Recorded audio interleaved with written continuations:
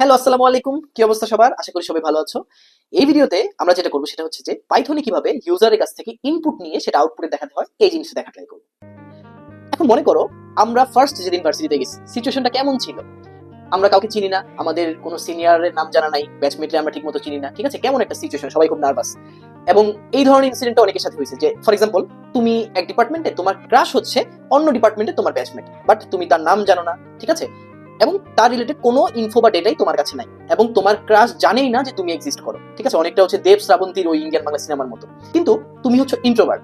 সিচুয়েশনটা এমন তোমার জন্য যে বুক ফাটে তবু মুখ ফুটে না, তাই না? সো এরকম সিচুয়েশনে তোমার জন্য কিন্তু কাজগুলা অনেক কঠিন হয়ে যায়। বাট এই সিম্পল কাজটাই, যে জাস্ট নাম জানতে হবে, এটা কিন্তু পাইথনের জন্য একদম সিম্পল। ঠিক আছে? জাস্ট আমরা একটা ইনপুট ফাংশন ইউজ করলেই আমরা ইউজারের কাছ থেকে নামটা জানতে পারবো, অর্থাৎ তোমার ক্লাসের কাছ থেকে তার নামটা জানতে পারবো। ওকে, এখন দেখো কাজটা কত সিম্পল। ঠিক আছে? কি করব? জাস্ট আমরা একটা ভ্যারিয়েবল নিব, ক্লাস নেম। ঠিক আছে? এখন এর ভিতরে আমরা কি করব? ইনপুট ফাংশন নিব। ইনপুট ফাংশনের ভিতরে আমরা জাস্ট ইনভার্টেড কমা দিব। ইনভার্টেড কমার ভিতরে আমরা ফর এক্সাম্পল তুমি তোমার ক্লাসকে প্রশ্ন করছো তোমার নাম কি। ঠিক আছে? এখন তোমার ক্লাস যখন এই কোডটা পাবে সে কি করবে? তার কাছে নাম জানতে যাবে আমাদের কম্পাইলার, এবং কম্পাইলারকে তার নামটা বলে দিবে। বাট এই নামটা কিন্তু তুমি এখনো জানো না। তার মানে এই ইনপুটটা কি করতে হবে? আউটপুটে নিয়ে আসতে হবে, যাতে করে তুমি জানতে পারো। ঠিক আছে? সেই কাজটা কিভাবে করা যায়? একদম সিম্পল, প্রিন্ট ফাংশন দিয়ে।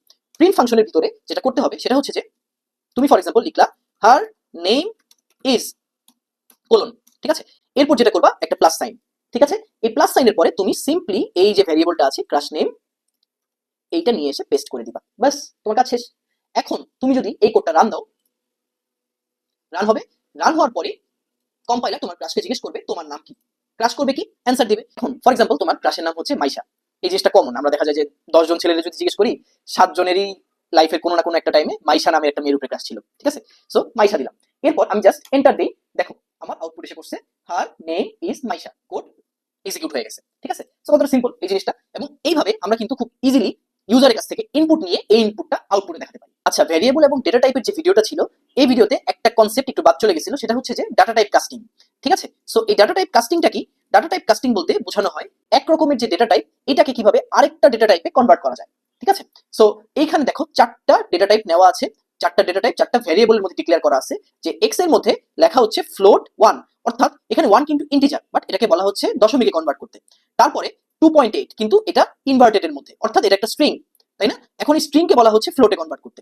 তারপর এখানে থার্ড এক্সাম্পল যেটা, ঠিক আছে, z ইকুয়াল টু ইন্টিজার 3, এখানে 3 হচ্ছে স্ট্রিং, স্ট্রিংকে বলা হচ্ছে ইন্টিজারে কনভার্ট করতে। এবং 4 নাম্বার যেটা 4.2, এটা হচ্ছে একটা দশমিক, দশমিককে বলা হচ্ছে ইন্টিজার অর্থাৎ পূর্ণ সংখ্যায় কনভার্ট করতে। এখন এই কোডটা যদি আমি রান দেই, রান দেওয়ার পর দেখো কি হচ্ছে। ফার্স্টে আমি বলছি এক্স কে প্রিন্ট করতে, প্রিন্ট করার পর হয়েছে 1.0, অর্থাৎ 1 যেটা ছিল পূর্ণ সংখ্যা এটা হয়ে গেছে 1.0। 2.8 আগে ছিল একটা স্ট্রিং, বাট এখন হয়ে গেছে এটা একটা ফ্লোট, এটা ফ্লোট হিসেবে কম্পাইলার স্টোর করেছে।